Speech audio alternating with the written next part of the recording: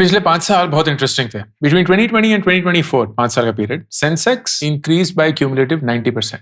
मतलब अगर आपने 2020 में पैसे डाले थे तो मोटा मोटा वो दुगने हो चुके हैं। 2024 में ही निफ्टी ने 59 ऑल टाइम हाईज रजिस्टर किए। मिड कैप स्मॉल कैप अंधे लेवल पे जा रहा था, 22, 23, 24, 25% सालाना ग्रोथ। लेकिन इसी पीरियड एक अलग सी डरावनी कहानी भी चल रही थी। Q2 FY 2020 to Q1 FY 25, the real income wages, मतलब इन्फ्लेशन एडजस्टेड इनकम या सैलरी लेवल्स पता है कितने से बढ़े? 0.001%। मतलब इन्फ्लेशन एडजस्टेड 5 साल में ऑन एन एवरेज तनख्वाह बढ़ी ही नहीं, जबकि सेंसेक्स दुगना हो गया। इसी डेटा को अगर हम और कट करके देखेंगे, मेल एम्प्लॉयड वर्कर्स, उनकी इनकम रियल लेवल पे 6.7% गिर गई। मतलब 2020 में इंसान अगर 100 रुपए कमा रहा था तो आज वही इंसान करीब 93 रुपीस कमा रहा है inflation adjusted. Salaried women went down by 12.7%, self employed main went down by 12% and self employed women went down by 32% in real income. ये बाय द वे वही पीरियड है जहां corporate profits on an average 23% से बढ़े हैं। इसके साथ combination inflation, मेरा फेवरेट दुश्मन। जो चीज 5 साल पहले 10 लाख की थी, आज वही चीज ऑन एन एवरेज 21 लाख रुपए की है, दुगनी हो चुकी है। अब इसके चलते क्या हुआ? On an average family household savings, जो कि as a percentage of the national domestic income, मतलब जो नेशनल इनकम है, वो ऑन एन एवरेज 5 साल पहले 11.7% थी, आज वो 5.2% है। The lowest savings rate this country has seen in 47 years. मतलब इंसान आधे से भी कम बचा रहा है from their income as a percentage of the national income. And ये नहीं है कि वो इन्वेस्टमेंट की तरफ खर्च कर रहा है कि भाई इससे घर खरीद रहे हैं, स्टॉक्स खरीद रहे हैं, वो सब ना। This is more for basic necessities, which is explained by the credit growth.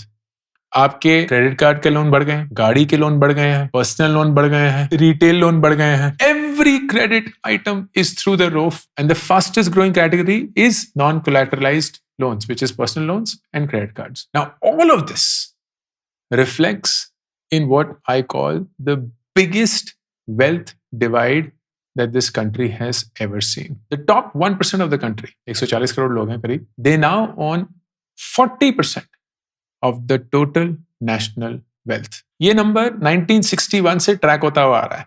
1961 में ये नंबर पता कितना था? The top 1% used to account for 13% of the national wealth. Now 40%. Income concentration इसकी जैसी एक स्टोरी बता रही है। Top 1% owns 22.6% of the national income, the highest level since 1922. 100 साल से भी ज्यादा इस डेटा को जब तक ट्रैक किया गया है, this is the highest it's ever been. This top 1% income share is higher than the top 1% income share of Brazil, of South Africa, of US and of China as well. China का ये number 15.7% है। तो कुछ लोग बोलेंगे नहीं नहीं यार, डेवलपमेंट के लिए वो टॉप 1% इनकम एग्रीगेशन बहुत जरूरी होती है वगैरह। भाई चाइना ने प्रूव कर दिया कि नहीं होती है, वो भी तो ग्रो कर रहे हैं, इनफैक्ट हमसे ज्यादा ही ग्रो कर रहे हैं। And that explains the billionaire class explosion. 333 billionaire है इस देश में अभी। Their combined wealth is equal to 50% of the country's GDP. पिछले 12 सालों में national income has grown by about 24%. Billionaire income has grown by 280%. As a percentage of national income, billionaire wealth 1991 में 1% थी, आज 25% है. Now, all of this means squeezing the middle class. Middle class is defined as the middle 40%. तो एक bottom 50% है, middle 40% है and top 10% है. The share of the middle 40% 1980s में करीब 45% था of the total national income. आज सिर्फ 23% है. Bottom 50% का share 1980s में 23% था, आज 15% है. मतलब middle और bottom squeeze हो गए हैं, top 10% बढ़ गया। तो जो बेसिक चीजें मिडिल क्लास को डिफाइन करती थी ना, वो धीरे धीरे हटने लगी हैं। And the most basic thing is owning your own house. Middle class is the aspirational category जहां घर नहीं था लेकिन जिंदगी में घर ले लिया। That's the classic middle class definition. Bottom अभी भी फाइट मार रहे हैं, टॉप के पास तो हमेशा से घर था ही। But buying a house is ridiculous in this country now. मैं परसों ही कोलकाता में था। I met a startup founder, Gurgaon में रहते हैं, अच्छे से स्टार्टअप चला रहे हैं and earns well, raised a lot of money and he's like, यार, we were discussing गुड़गांव के रेट पागलपन हो चुके हैं, मतलब 1 करोड़ तो चवन्नी अट्ठन्नी लगने लगा है, 8-10 करोड़ तो ऐसे ही नॉर्मल हो गए हैं, 20-25-30 करोड़ के घर हैं, सामने रोड फटी हुई है, टूटी हुई है, बेसमेंट में बाढ़ आ रही है, हवा ऐसी है कि जिंदगी के 5 साल हर साल कम हो रहे हैं, लेकिन घमंड कहीं नहीं गया। 25 करोड़ स्टार्टिंग, और 2 घंटे के अंदर सारे घर में बिक जाते हैं। Where is this money coming from? Clearly not going into the hands of the middle class. What do we do?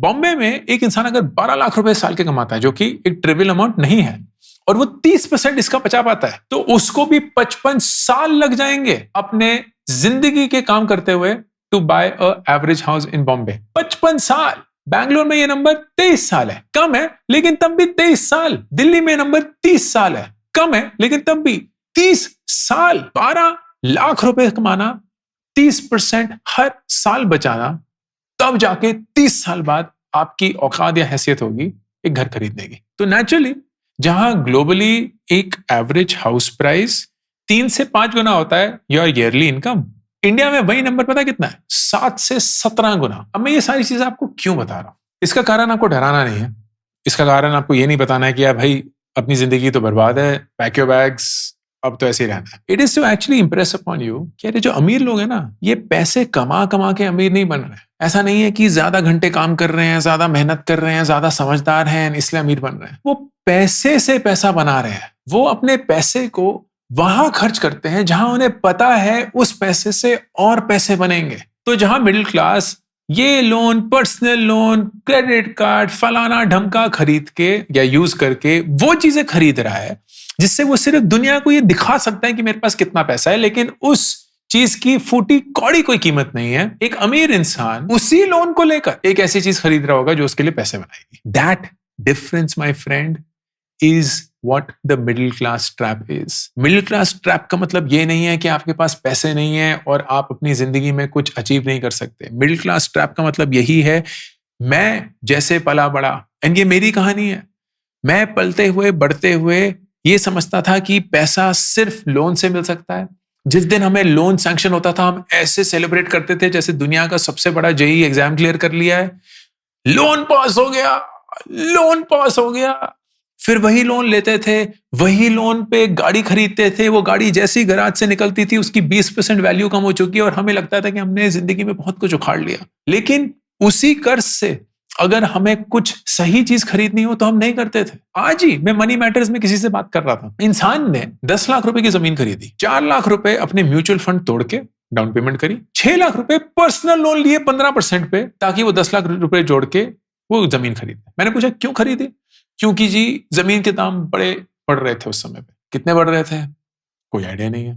कितने बड़े हैं अभी तक? वो भी कोई आइडिया नहीं है। सिंपल सा मैथ किया हमने, 6 लाख रुपए 15% पे 5 साल का लोन लिया है, मतलब वो 8.5 लाख रुपए वापस चुकाएगा। ये 4 लाख रुपए अगर तोड़ के डाउन पेमेंट ना करी होती और म्यूचुअल फंड में रखता और 12% भी कमा लेता तो 5 साल में वो भी करीब 6 लाख रुपए हो गए होते हैं। ये जमीन अगर 8% पे भी बड़ी हो, जो कि नहीं बड़ी होगी लेकिन अगर बड़ी भी हो, तो 5 साल बाद 14 लाख की होगी। तो मतलब 5 साल बाद आपका नेट 1.5 लाख रुपए का घाटा है। ये सब कुछ जोड़ के भी तो 5 साल तक आपने क्या किया?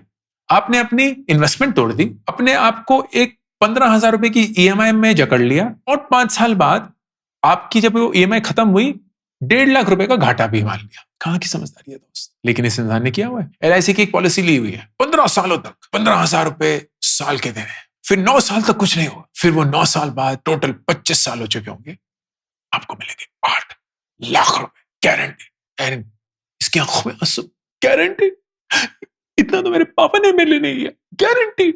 तो ले लिया, 6 साल हो चुके हैं, 90,000 रुपए दे चुके हैं। मैंने बोला यार एलआईसी की अगर पॉलिसी सरेंडर करनी हो कितना मिलेगा? 50,000। मैं बोला ले लो। बोला क्या? 40,000 का घाटा कर लो।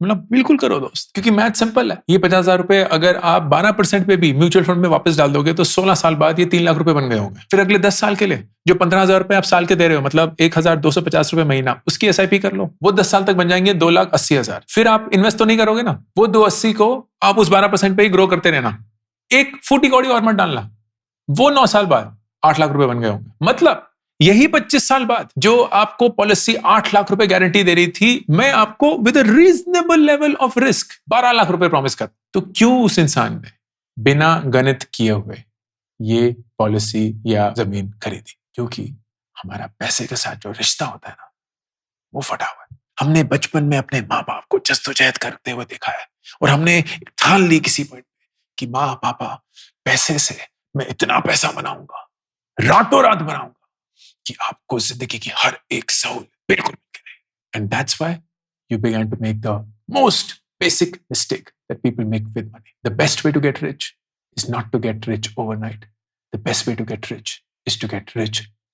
And slowly का मतलब ये नहीं है कि आप अपनी जिंदगी आज रोक रहे हैं एंड जिंदगी बिल्कुल भी इंजॉय नहीं करेंगे ताकि जब आपके पास दांत नहीं होंगे, पैर नहीं होंगे, हाथ नहीं चल रहे होंगे, तब आपके पास करोड़ होंगे ना। उसका मतलब ये है कि आज जितनी जिंदगी जी सकते हैं जिए, अच्छे से जिए, लेकिन फालतू चीजों पे दुनिया को दिखाने के लिए पैसे खर्च ना करें। अपने पैसे को मेहनत करवा के पैसे बनाने की आदत डालिए। जिस पैसे के लिए आप इतनी मेहनत करते हैं, अगर वही पैसा आपके लिए मेहनत ना करे तो उस पे लानत है। So how do you have to play this game? Number 1, 20s में लोन नहीं लेना, कोई भी लोन नहीं लेना। इनफैक्ट जिंदगी में सिर्फ 2 लोन लेने चाहिए, एक पढ़ाई के लिए और एक घर के लिए। बाकी अगर आपको गाड़ी के लिए लोन लेना पड़े या फोन के लिए लेना पड़े या वेकेशन के लिए लेना पड़े, वो घटिया लोन है। They are things that are depleting in value and are not going to add anything. Of course, travel adds a lot of value, but not at the expense of a loan. Please save money and then travel. Don't take a loan and then travel. Number 2, एक emergency fund बनाइए। हमेशा खुदा ना खास्ता कुछ भी ऐसा हो गया जिसकी वजह से आपको पैसे की जरूरत हो तो लोन फिर से ना लेना पड़े, तो 3 महीने का, 6 महीने का, 9 का, 12 का, जितना कभी बना सकते हैं, जितनी की भी आपकी क्षमता और शिद्दत है, प्लीज बनाइए। जरूरत का खर्चा मल्टीप्लाइड बाय 3 महीने, 6 महीने, जितना भी हो, उसको डेट म्यूचुअल फंड में रखिए। एफडी मत कराइए, बैंक में मत रखिए। हर महीने पूरी शिद्दत के साथ इन्वेस्ट करिए। स्टॉक मार्केट में इन्वेस्ट करिए। अगर आप लार्ज कैप में इन्वेस्ट करते हैं, reasonably 12% return. Flexi cap, mid cap में करते हैं, रीजनेबली 15% रिटर्न। स्मॉल कैप में करते हैं, reasonably 18% return over a long period of time. अगर ये रिटर्न्स आपके पास आ जाते हैं, आप रॉक स्टार हैं। 25-30% नहीं दोस्त, यही बेसिक 12, 15, 18 के नंबर। ऑन एन एवरेज अगर आप 14, 15, 16% भी अपने पोर्टफोलियो पे कमा पाते हैं, आप इतना पैसा कमाएंगे जितना आप इमेजिन भी नहीं कर सकते थे। It will just take time and be boring, and boring works. अपनी इनकम पे रिलाई करना छोड़िए, क्योंकि क्लियरली डेटा दिखा रहा है कि आपकी इनकम नहीं बढ़ने वाली। आपकी इनकम इतनी नहीं बढ़ेगी कि आप सिर्फ इनकम से ही करोड़पति बन जाएंगे। It will have to be you putting the money and willing to take risks, but be boring in your disciplined approach towards money. और जब तक वो नहीं होता, तब तक you will always be trapped in that middle class, और वो स्क्वीज ही होता रहेगा। अमीर ज्यादा काम करके अमीर नहीं बन रहे, समझदारी से अपने पैसे से ज्यादा पैसे बना के अमीर बन रहे। You can play the game as well. You have to know how to play that game. You can play the rich game in life. Don't be caught up in the middle class. Don't be caught up in the wage battle. Play the money game. Ankur Warikoo, signing off. I'm super thrilled to announce my new latest project, India Genius Challenge. ये एक nationwide Hunt है भारत के brightest young students का, aged between 13 to 15 years.